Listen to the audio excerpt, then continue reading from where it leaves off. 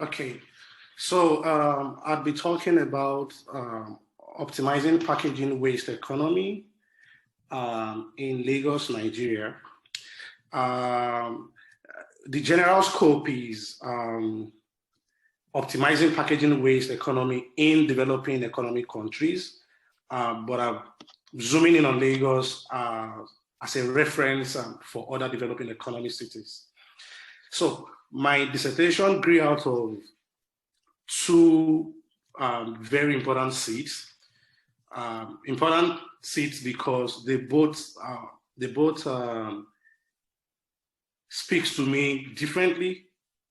The first seed was my previous work experience, where, as Precious rightly mentioned, I worked with some group of young people to see how we could reduce poverty using waste as the fuel. So what we used to do, which we still do anyway, is to collect recyclable waste materials from some low-income community households and then give them points, redeemable points anyways, based on the weight of whatever we're getting from them. And so over time, after few months, you could redeem gifts based on the number of points you have. And so the other seed is my volunteering job with Greenpeace. And so Greenpeace, on the other hand, wants a complete ban on packaging materials, particularly plastic. And so I was torn in between, do we ban it completely, or do we, find better ways to empower people, especially people at the base of the pyramid, the poor people at the base of the pyramid. And so at some point, I really did not know which of those two parts or those two seeds to really grow.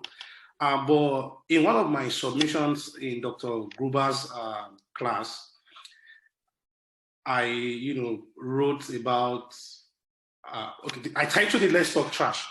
And so while I was going deep into the writings, I realized that, so we could really optimize or create a better waste economy, which, would at some point encourage more use of plastic because it becomes valuable at the end of life, or maybe not just plastic, other packaging materials, aluminum cans, paper, cardboard, and stuff like that.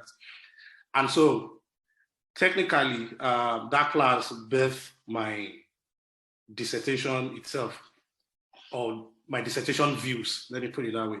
So fast forward to today, I'll be talking about how we could move from waste management to circular economy, titled Optimizing Packaging Waste Economy in Lagos. And so this is just a frame of what I'll be talking about. It doesn't necessarily mean what it is, because my presentation is more of pictures and graphics than words. So this would, direct us, and then I'll be covering the word gaps with my explanations. So this is the bigger problem. There's a global waste management problem born out of urbanization, globalization, population expansion, resource use, product consumptions, and then we come to the problem itself, managing the end of life of products, which is what we call waste or trash. The first one cannot be stopped, which is urbanization. The second one can also not be stopped. The third one cannot be stopped. We are presently having a problem with resource use because resource depletion is happening. We do not have as much resource as we used to have. And on the scale of sustainability, there's a fear of coming generation having as much resource to also, use for their own well-being.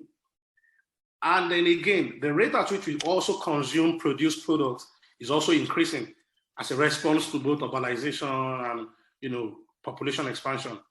So the problem of waste management or end-of-life management is not just the problem of pollution that we see. It's also a problem of how do we sustain production or consumption and at the same time manage what comes from it. So it's more like a tripod issue: production, consumption, and managing whatever comes from that global space. And so the world we presently live in looks more like this. This is the globe of what we presently live in. Our waters is constantly, polluted with tons and tons and tons of trash. Our land in developed countries, developed countries still has landfills. Developing countries do not have coordinated landfills. What they have is dumps. And then our hair is all because whatever goes to those landfills and dumps are most times burned. And so we smoke, the smoke that goes off gives us plastic or trash that we're trying to avoid on the land and in the sea. And so this picture shows what interventions different countries, different continents presently are taking. And so the different triangles, pointed to those different continents shows the hierarchy of waste management, reduction, recycling, energy recovery, and disposal. I don't want to bore you with the upper part of the triangles. The last part, which is colored in black, talks basically about landfilling or dumping or less management of waste. And so in North America, you would see 54% landfilling, meaning that 46% is either being recycled or converted to energy. And then on the European side, too, you would see 49% landfilling, which means about 51% in some part of Europe is being recycled. Another part of Europe, you will see 30%, which means that 70% is recycled. In Australia, you will see 79%. So you would realize that most developed continents have a form of recycling, albeit maybe not at the level that we would expect it to be. But they're trying to reduce the volume of waste that goes to landfills or to dump site. But on the contrary, developing countries or developing economy and continents, South America, Africa, the lower part of North America, that would mean Mexico and stuff like that, has a complete 100% of waste going to landfill, complete 100% of waste going to dump, complete 100% of waste not being managed technically, not recycled, not converted for any purposeful use. So that makes the problem of waste management a critical issue, not just for those continents, but for the globe.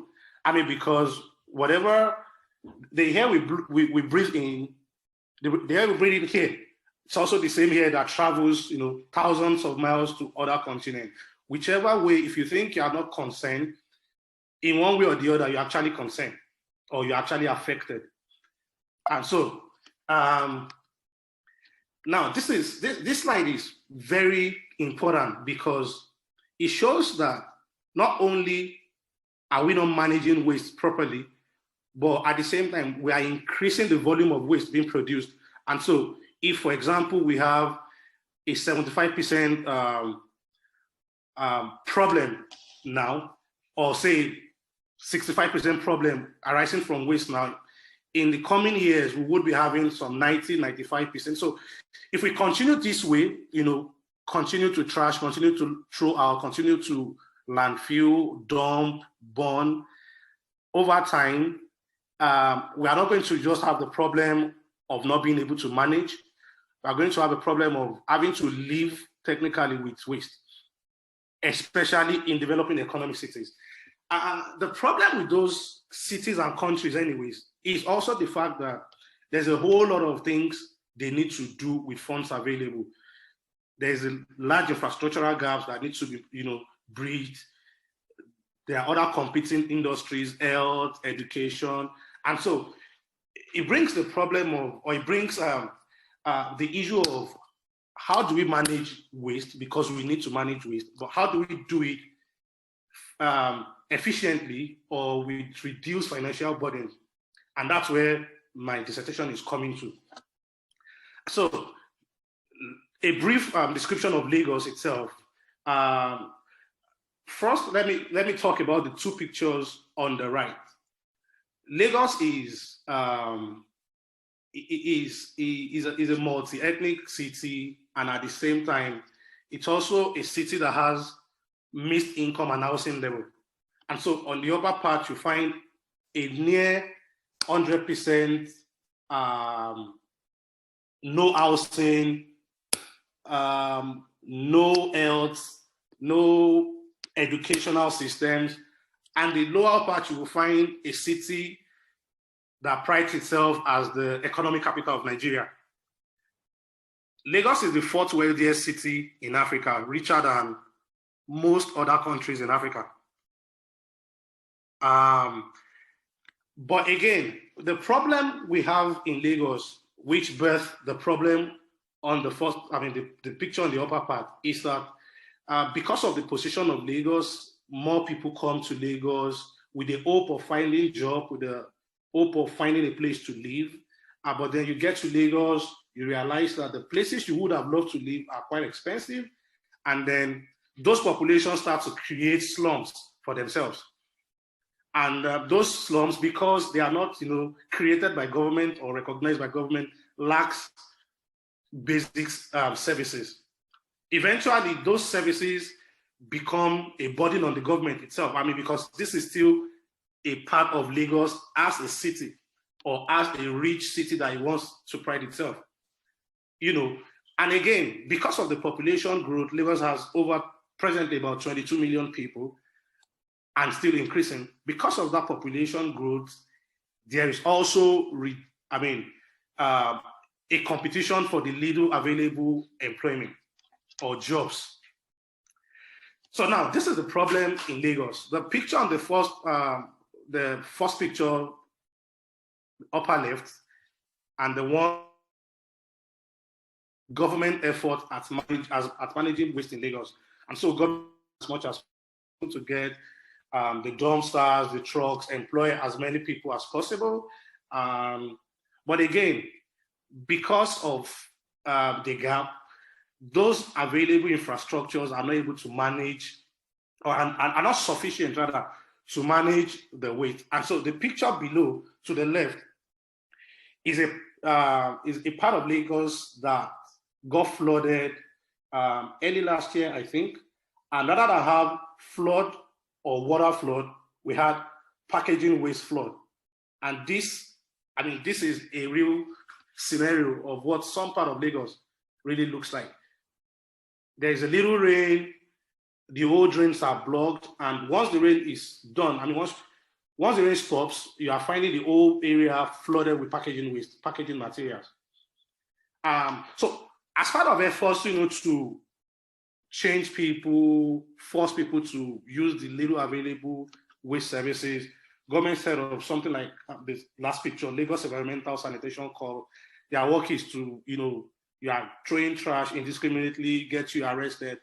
But the real truth is none of this has really worked or has efficiently worked or has been able to manage Lagos' present waste problem.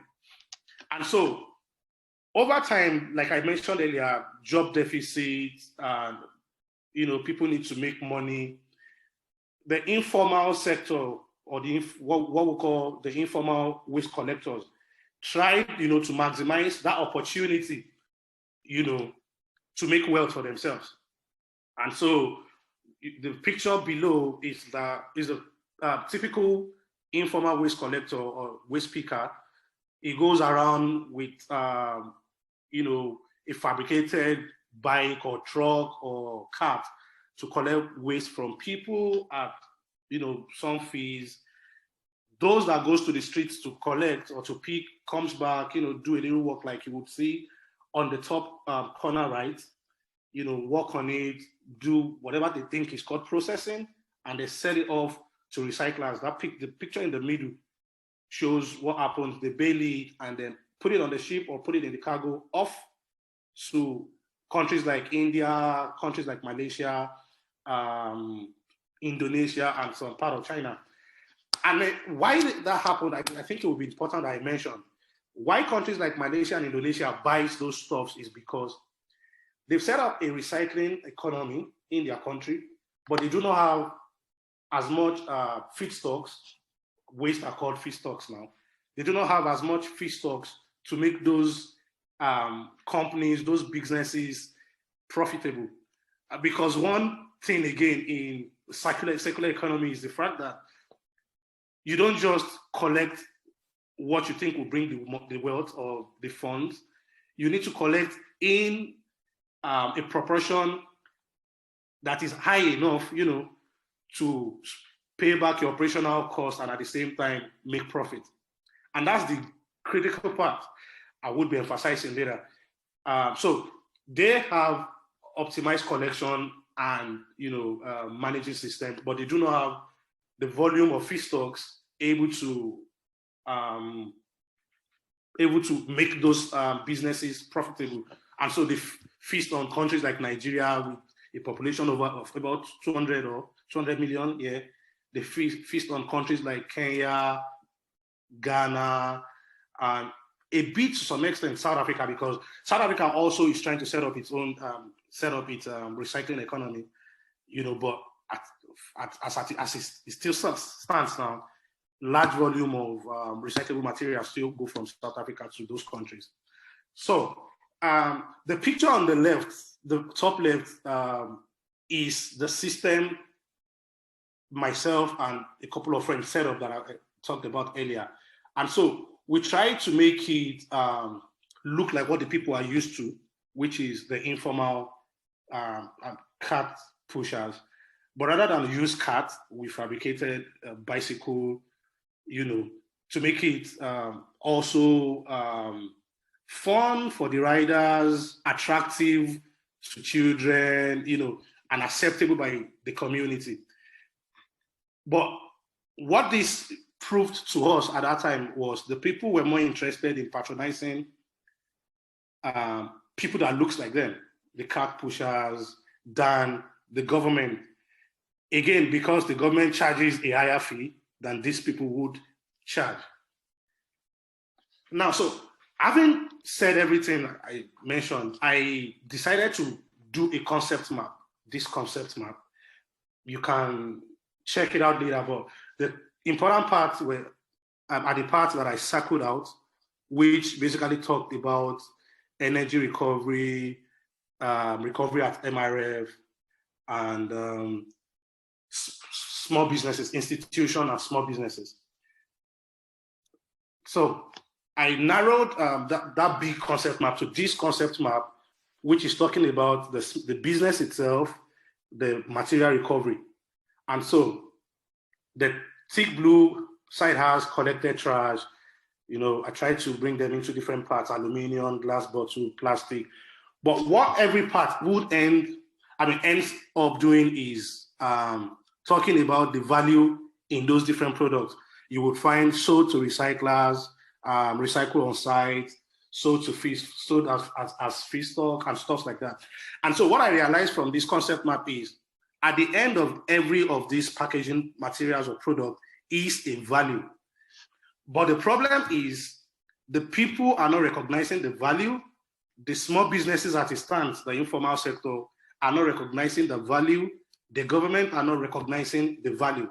And so, yeah, people are only, managing this or giving it out or throwing it out just because they want to manage waste, not because they know the value of what these materials have, or what value they have, or what value is still left stored in them as resources.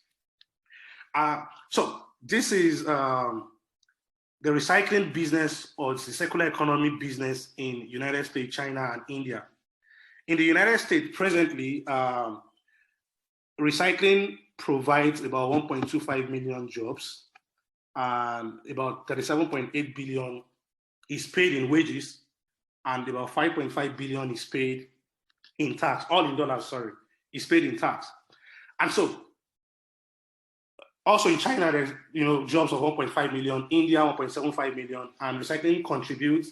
And the figure for India is just it's just metal recycling, not the old recycling space. And so you still have plastic recycling, aluminum recycling, paper recycling, cardboard recycling. But metal recycling alone contributes 2% of the country's GDP.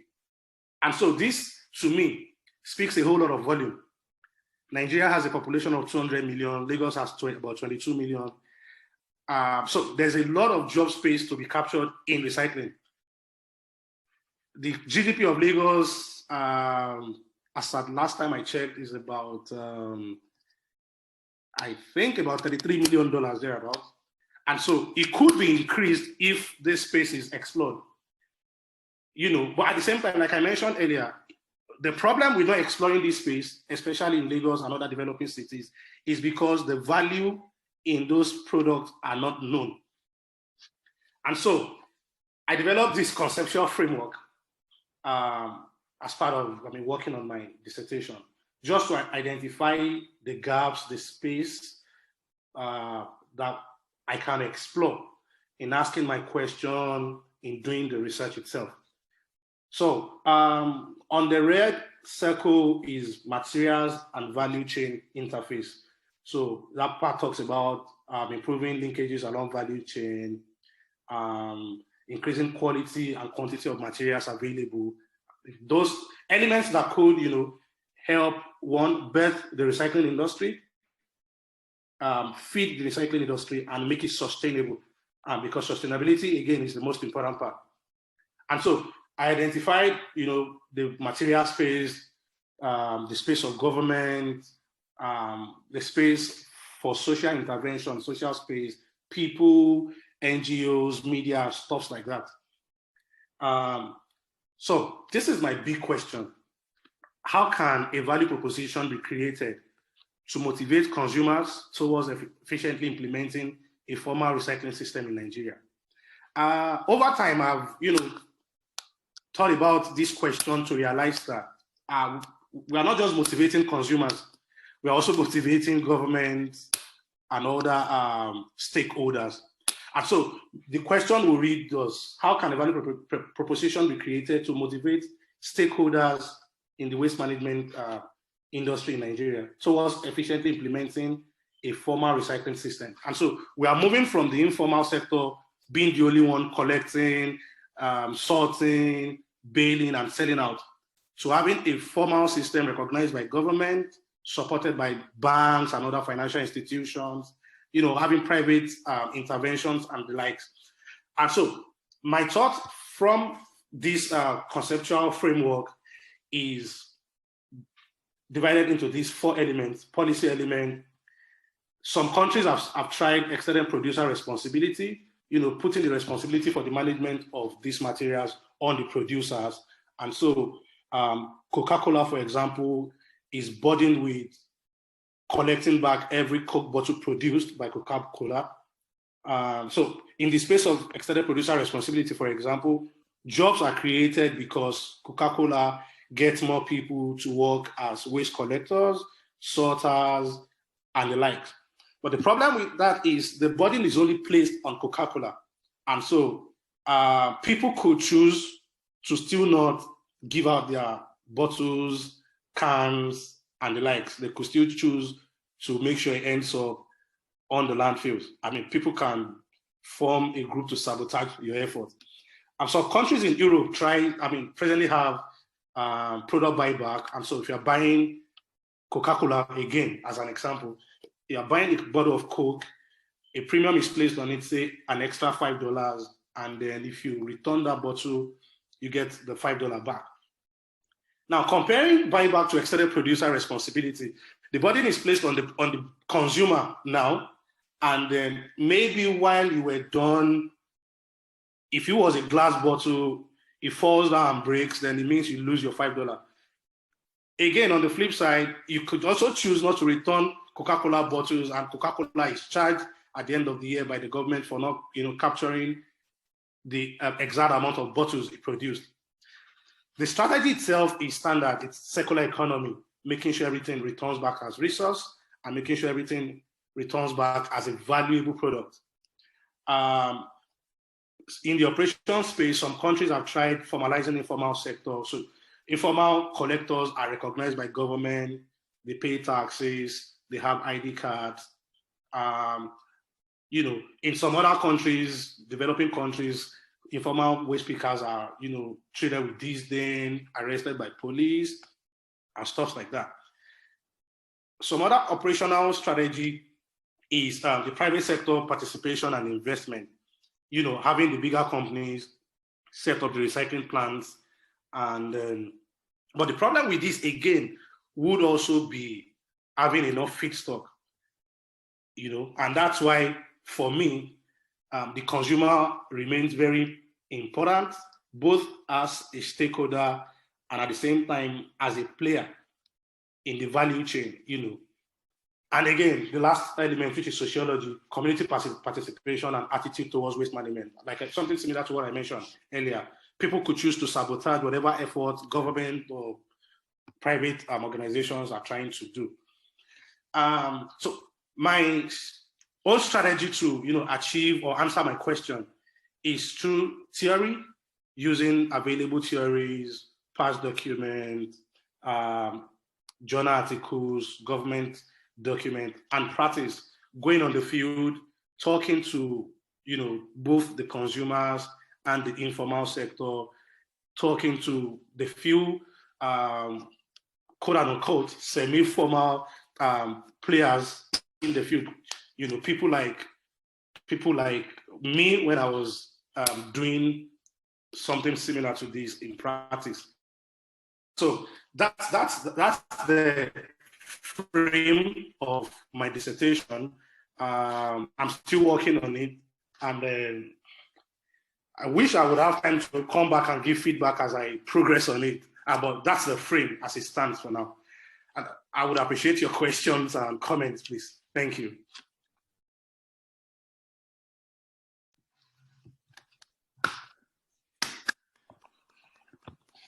Thank you. Thank you so much for sharing that with us. So we're open to questions now. If anyone has a question, please, you can put them in the chat or you can just say it out.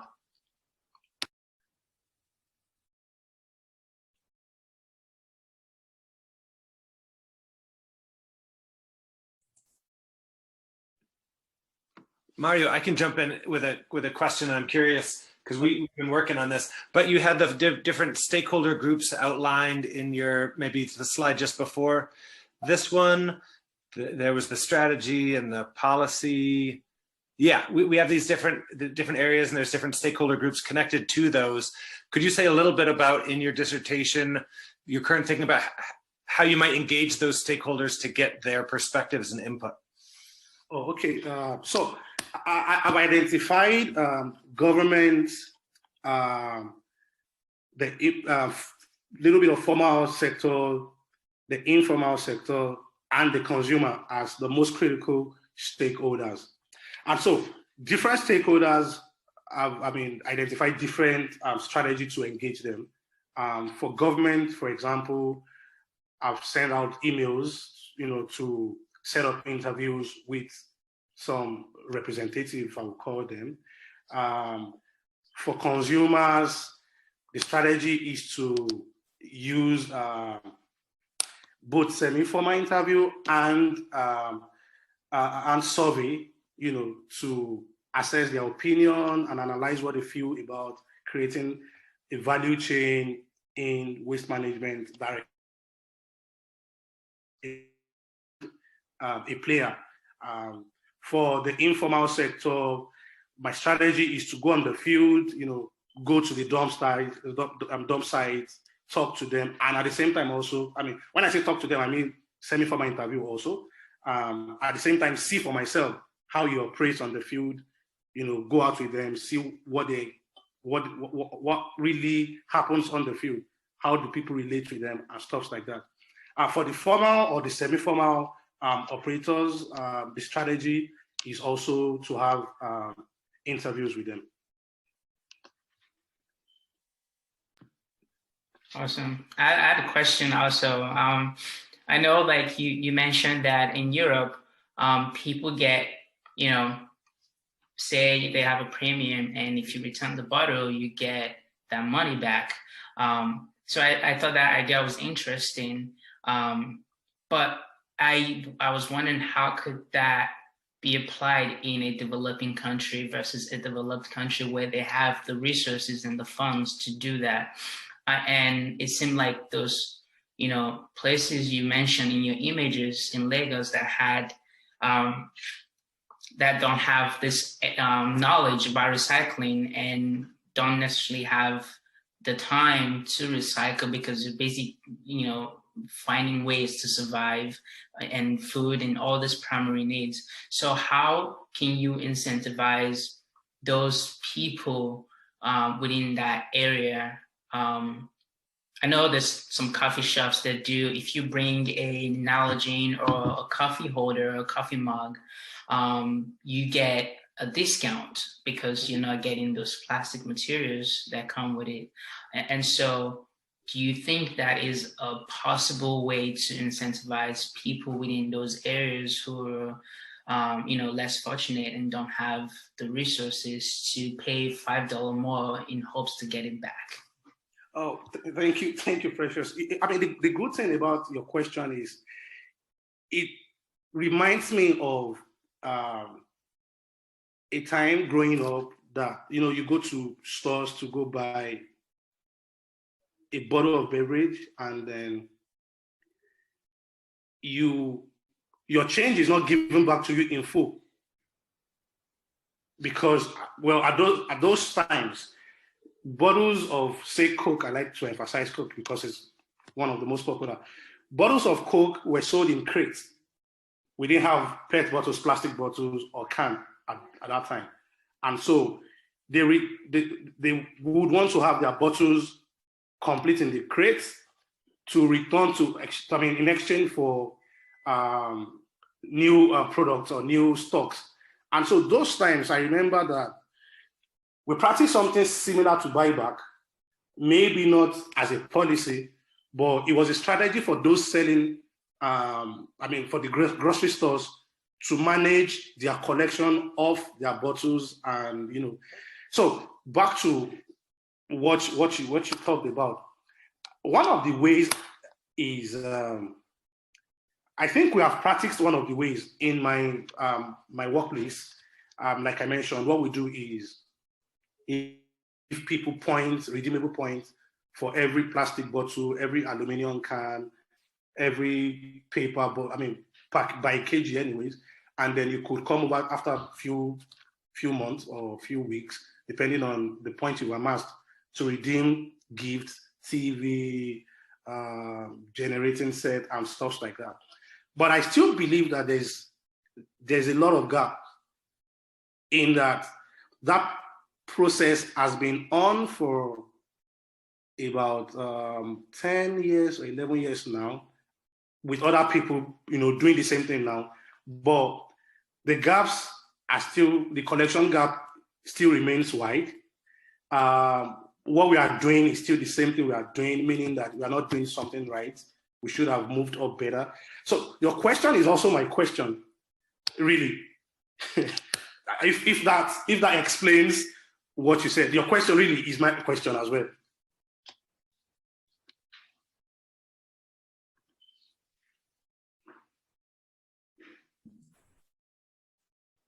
So I apologize for coming. Oh, Joshua, do you want to go first? No, you go ahead, please. So I apologize. I missed the back of it, but this is interesting. In also related to Precious's question. What I don't know about Nigeria, but in my country, a lot of people, there's not much recycling because people use, they don't throw away stuff. Not that they out of being environmental friendly per se, but it's because they want to reuse that plastic bag over and over and over. right? They don't want to buy another one. But also the same is true with plastic bottles. My mom can't throw away the cooking oil or gallons and stuff like that. She has plenty. She's using it for, oh, no, I will use this to put this and so on and so forth as containers and stuff like that. So I wonder if that is, it might be different in Nigeria, but I wonder if that is the case. What sort of, again, maybe it's the same as what Precious had said, and which seems to be your question. How will people be motivated to kind of like, you know what, you don't have to reuse these things, you can bring them back and earn something? I don't know. It's just an I wonder question, because it's more nuanced, you know, in developing countries. Yeah, so really reuse itself, it's one of the hierarchies in waste management. Mm-hmm. So it's reduce, reuse, recycle, and recover. And so reuse in its natural way is not wrong. Mm-hmm. But in the concept of recycling, because we need to collect as much feedstocks as necessary to make the business profitable and sustainable, that's why I've also emphasized that the consumers needs to be a part of the value chain. Now, as it stands, the recycling value chain only considers the waste collectors to the recyclers. So the consumers are not seen as a part of the value chain when it comes to the value itself. They're only seen as a part of the value chain because the chain needs to go round and round and round. And so that's one of the reasons why one of my papers for this dissertation will be emphasizing on the consumers, bringing the consumer into the value chain, making them, get value in a larger scope, different from what my company does. Moving them beyond just getting points that you come to get, to having stuffs like, let me use this description. So in New York, there are few stores that has vending machine where you bring your recyclable products, can and plastic. Most importantly, you put them in the vending machine and you get a ticket or you get a receipt. You go into the store, you use the receipt to get whatever amount is on the receipt. So people comes and you go say $10, $20, depending on the volume of the paper. So the idea is having the consumer, now Nigeria does not have anything like vending machine. So creating a physical vending machine is the essence of putting the consumer as a part of the value chain. In those few stores in New York, for example, having optimized collection would not be a problem because the people knows that once they bring X amount of plastic or can, I'm going to get home with X amount of money. And so creating that vending machine system in the consumer space is a part of my dissertation idea.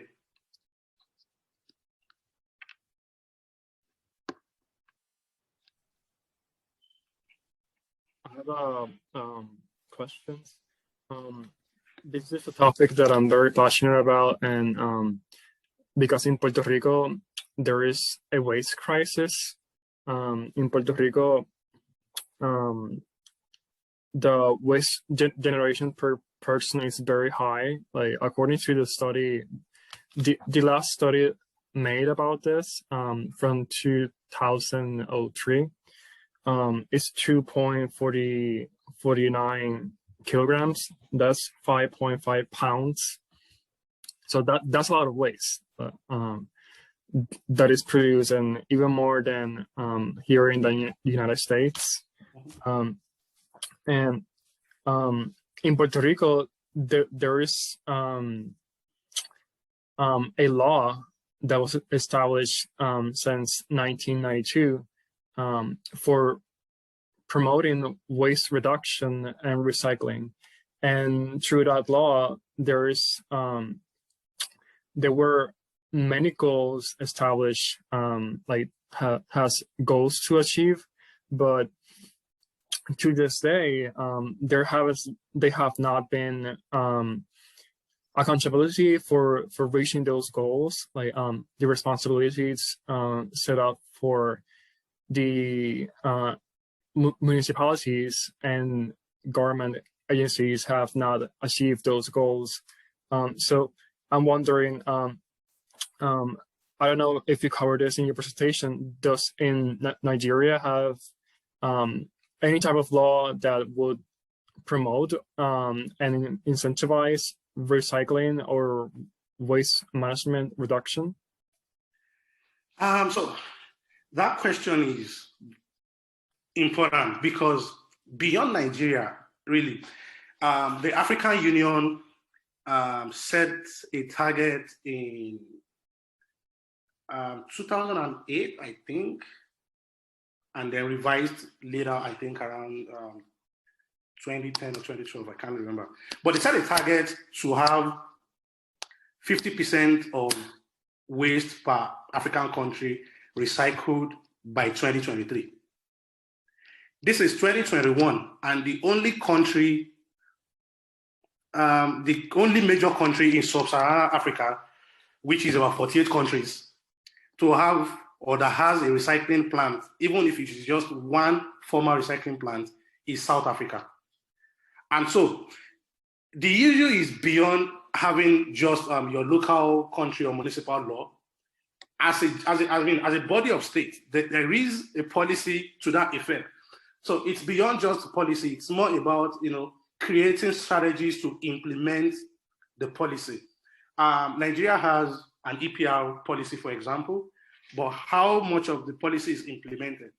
And that's where the community perception of my dissertation comes in.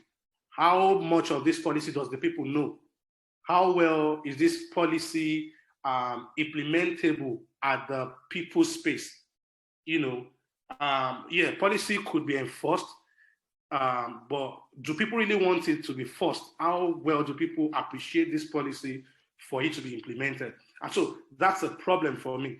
So back to your question, Nigeria does not have a policy directly for waste recycling, but there's an African Union policy directive which Nigeria is signed to that should also guide it.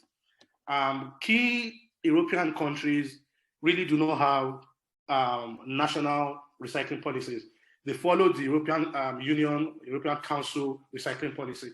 And so once there is a general body policy and you are signed into it, sometimes you do not need to have a local policy except for formalization.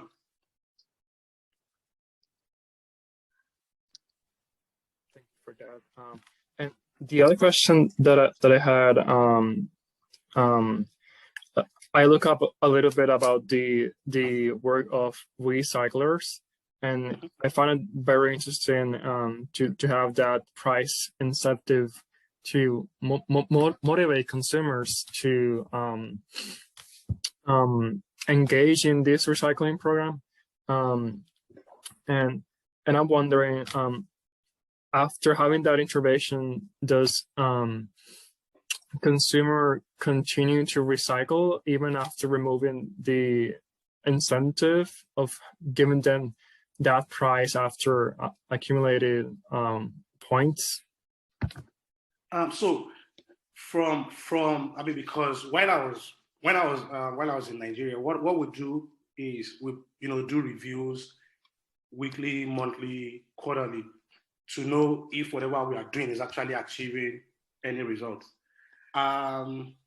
Presently, about 22,000 people are subscribed to the platform. It's still increasing anyway.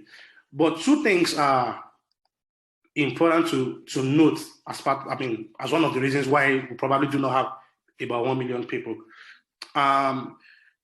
Whatever we do is subject to government approval because we are not the informal waste sector that government does not know.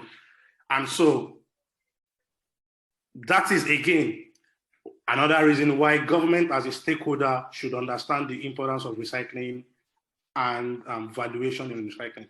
And because again, it comes to the government as though you guys are doing a business. It doesn't come to the government as though this is an opportunity for us as a government to create new wealth, to get more waste out of the city. So what I'm trying to say in essence is, yes, we are seeing increase in positivity. We are seeing more people recycle because of the value anyway they get from it. We are seeing more people wanting to recycle nowadays, but we are limited in our operations because of government actions. We don't want to call it corruption at some point also, but yeah, we see positive increase or we see growth. Let me put it that way.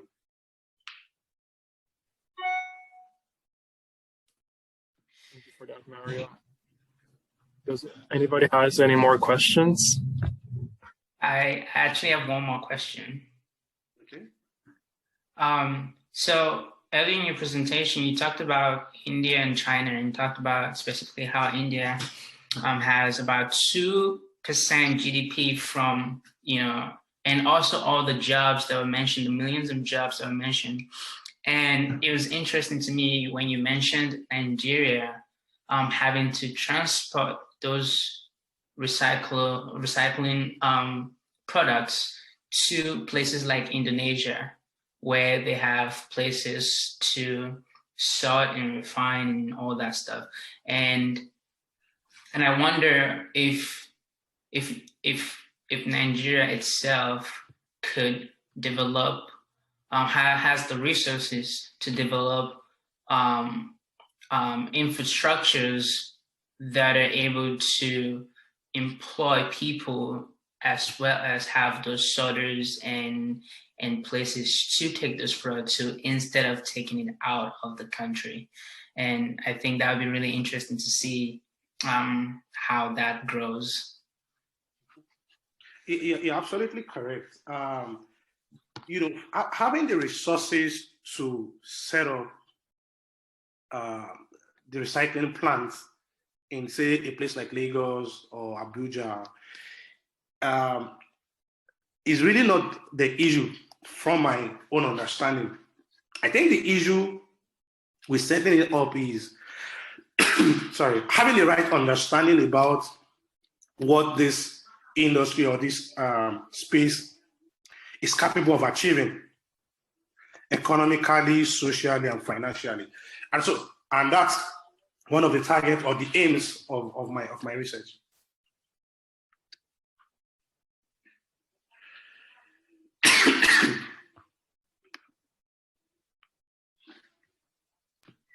All right, well, if anyone has any more questions, but we have 4 minutes till, we get to, go about other days, and I'm sure we have plenty of responsibilities going on, so.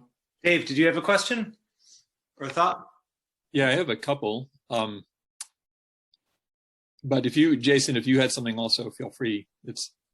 I guess just one, in engaging with the government, do you get a sense of where they consider waste management in the overall scheme of the many challenges in a rapidly expanding urban area?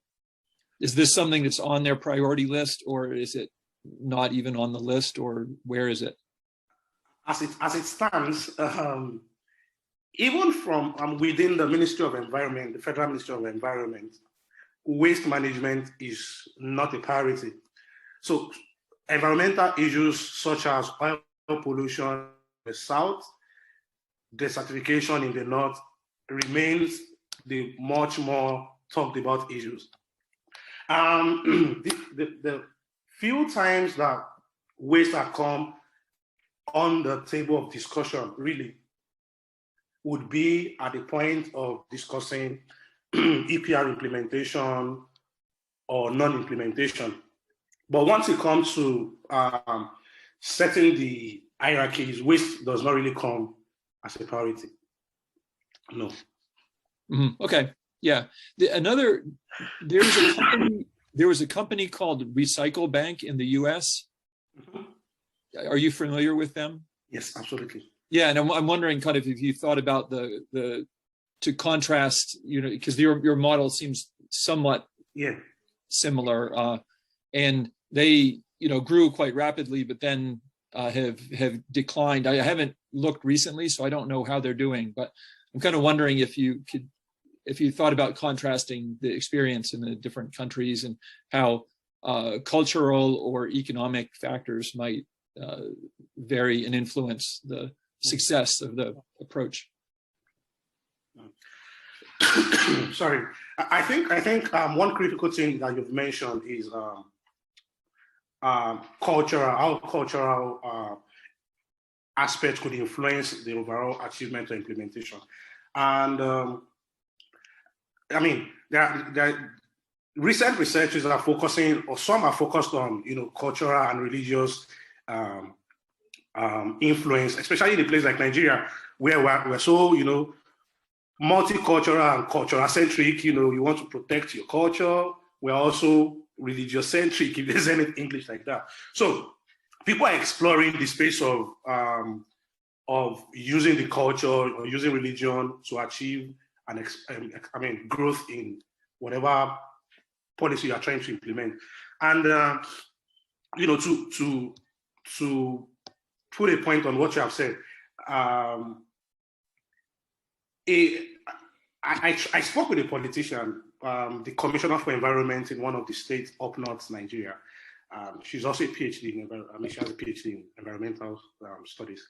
And what she told me was that what our ministry is trying to do now is to, go to religious leaders and make them start to talk about issues such as recycling and efficient waste management.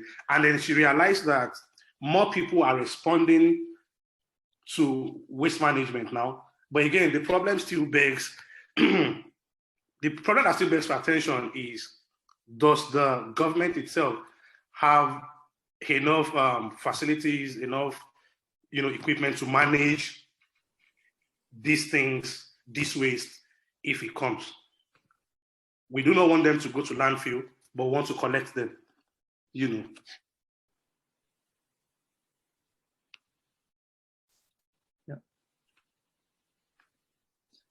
And then I guess maybe one more question. Sorry, Jason, for taking up all the last few minutes here. Whereas, clearly Recycle Bank would kind of have different context, but have you found other countries, and you mentioned, Malaysia, Indonesia, where waste is going, there are kind of, I guess, similar characteristics perhaps in some ways. And I'm wondering if you have any experience of models from others. Specifically, there's the company TerraCycle has a foundation that they've been working with Thailand, and I have not followed how that project is going, but I wonder if you have any kind of experience from other countries, basically. Yeah, so for a country like Malaysia, for example, the key thing for them is to optimize collection or increase collection. And so I think they've reached a level where they realize that local collection would not sustain the business.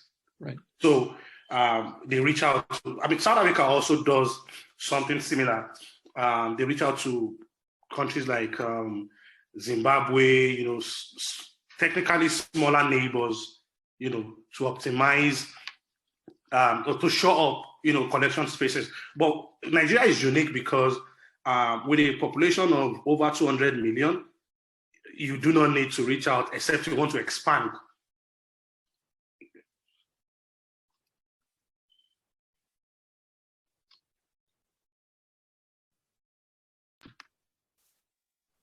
Awesome. Thank you all so much. And thank you, Mario, for sharing. This was great. And I'm sure everyone here can admit that we learned a lot about Nigeria and the recycling system as a whole. Yeah, Joshua, if you have anything else to add. before we go about our day?